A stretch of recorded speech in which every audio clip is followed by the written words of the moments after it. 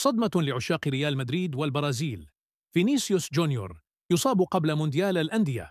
في لحظة حبست أنفاس الجماهير، تعرض نجم ريال مدريد والمنتخب البرازيلي فينيسيوس جونيور لإصابة مقلقة خلال المواجهة التي جمعت البرازيل بباراغواي صباح اليوم ضمن تصفيات أمريكا الجنوبية المؤهلة لكأس العالم.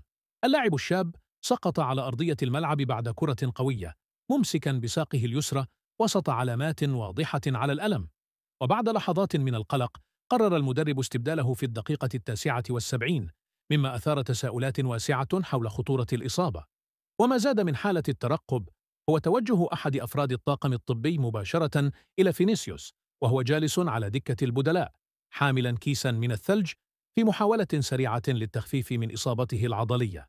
هذه الإصابة تأتي في توقيت حساس للغاية، إذ لم يتبقى سوى أيام قليلة على انطلاق كأس العالم للأندية التي سيخوضها ريال مدريد في الولايات المتحدة الأمريكية، ما يجعل من مشاركة فينيسيوس في البطولة موضع شك حتى إشعار آخر. هل يغيب الساحر البرازيلي عن الملاعب في أهم لحظات الموسم؟ الجماهير تترقب التحديث الرسمي بفارغ الصبر.